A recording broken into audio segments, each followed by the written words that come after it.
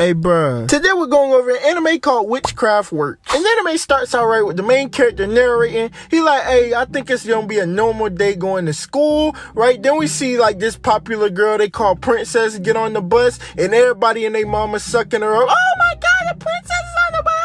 And as you'll see throughout the story, this is a common theme. Once they get to school, we see him at his locker thinking about he doesn't understand why she takes the bus to school when she's rich. And then we see, as I said, it's a common theme, we see some more glazing as she's just simply sitting in class and everybody is praising her right next to this nigga. And then this man dropped his eraser, right? And the princess picks it up, gives it to him. You're like, okay, that's a nice gesture. The only problem is her freaking groupie mobs walk up on this nigga. How dare you let the princess pick up the eraser? You should do that yourself, scum. And then beat this nigga ass. We then see later on, right? He was carrying some papers and a girl went and got it from him because it was actually the princess's job. The only problem is they don't allow her to do a goddamn thing. Now, I don't know if this is the next day, but we get a cut to them telling her about the breakfast items that they have to serve. And then we cut to after school, right? So then we see his friends like cleaning up right alongside him with other people. And then they ask if he wants to hang out after school, but he's like, nah, I got duty today. And then we see him taking out some trash, right? But then he notices something in the trash can, and then he picks it up out of the garbage, and he reads something that says something about falling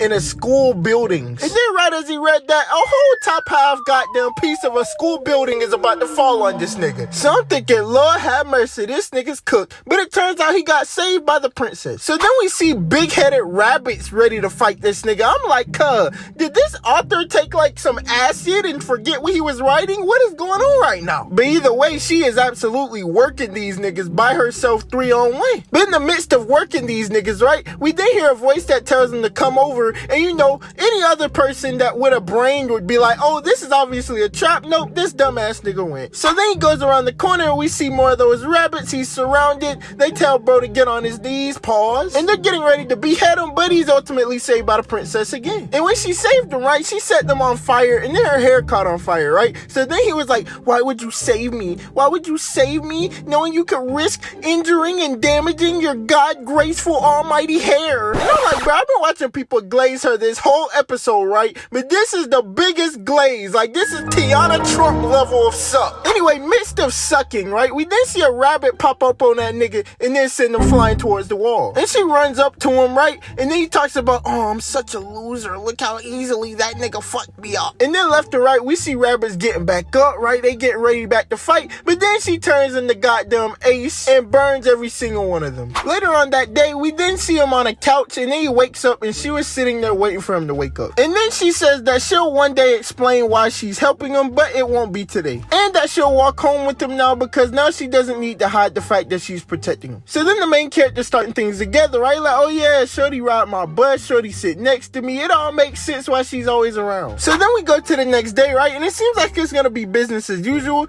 They get on the bus, right? Everybody start meat sucking, but this time she has to sit next to him. And that automatically makes other people jealous, right? We got Shorty's flaming the main character, calling this nigga a lame ass, dweeb ass, hoe ass nigga. And then when they get to the class, he can sense the envy. So then he's like, hey, I gotta go to the bathroom. He comes back from the bathroom, and the same niggas that beat him up before was like, hey, cuz, why you walking next to the princess, you bitch ass nigga? And they start bullying this man again, but the difference is this time the princess pops out and then sees that his collar is messed up and is like, hey, if anybody ever fuck with you, I'ma burn them. We then go to lunch, right? And then there's just people surrounding them at lunch and then still flaming the goofy out this nigga to the point where he's like, hey, cuz, I want to sit by myself. You eat with these people. But she tells him not to, but he still wants to go because it's his choice, and he leaves. So then we see him reflecting about how he didn't want to be a jerk, but he had to do what he had to do. But then he goes to the area that where he was yesterday where he got attacked, and then we notice the girl with the ears that we saw before, but I don't know if I put it in the editing. I ain't gonna lie. Anyway, we see her walk up on this nigga again saying, hey, yesterday that school falling on top of you was all an illusion, and I wanted to see how strong you were.